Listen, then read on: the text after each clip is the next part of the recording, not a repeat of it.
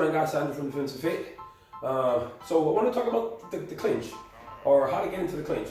A lot of people will learn to fight, and you get into it, especially when it comes to self-defense. You're out here, we're both squared off, and this is mutual combat. You know, this doesn't say he started and I'm defending myself. This just means two guys are fighting. So for me personally, if I'm having some sort of verbal argument with him and I'm trying to de-escalate, and his hands may be down, they're pointing, but the minute his hands come up, to me that's an opportunity for me to grab his hands. His hands come up, I'm assuming he's ready to fight. However, though, I don't want to do the same thing, because then it shows like I'm trying to square off against the guy, and I'm not.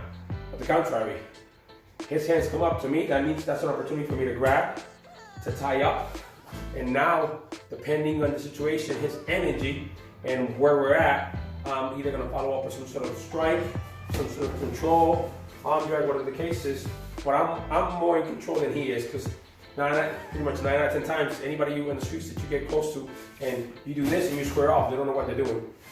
So you want to make sure that, again, you're de-escalating, maybe even backing up. I apologize for whatever he feels you did, disrespected him.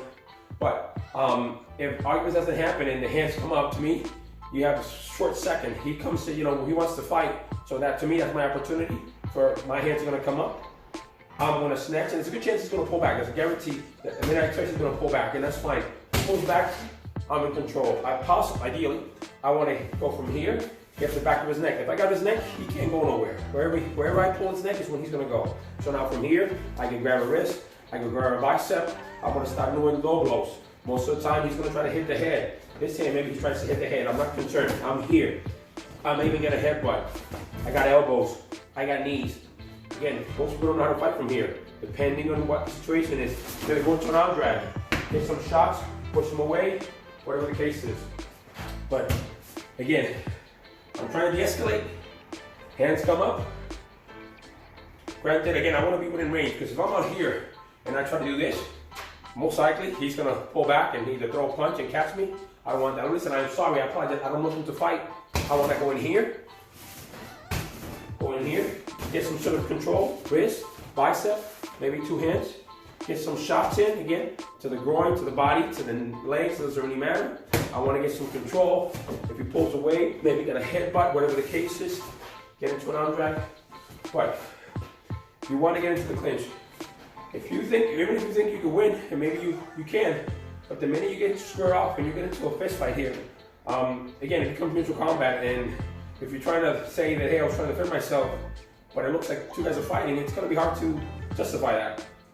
Especially nowadays with videos, people are going to just watch two guys fighting.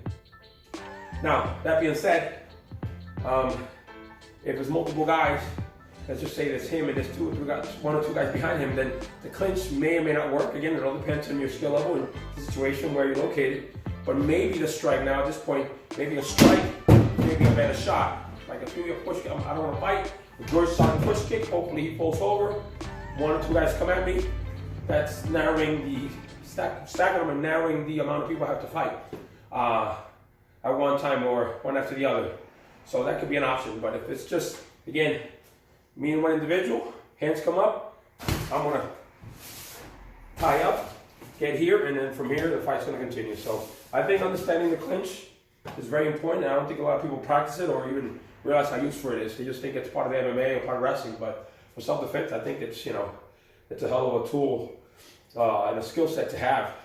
And again, you can minimize it. If you're a grappler, just from here, again, I might just be able to just control the guy, get him into a choke. I don't even have to hit the guy. I choke him out, put him down, hold safe, wait for the cops to arrive. If I'm law enforcement, I could just put him down, handcuff him. So there's a lot of options from here. So practice the clinch, even if anything, even if you don't have this, but where we with a friend, you guys could just go here and just work this. The smack and then shoot. Since my left leg is forward, that's the one I'm going to reach for the neck.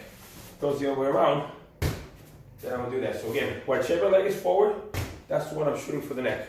And then again, this from here, they could go to the bicep. I might just be able to control the wrist. Maybe get two hands, but my lead hand is going to go to the neck.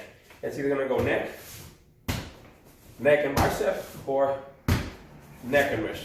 And then from there, the fight begins. All right, so play around, give it a try. Let me know what you think. Comment, like, subscribe. Until next time, I'm from Defensive Fit.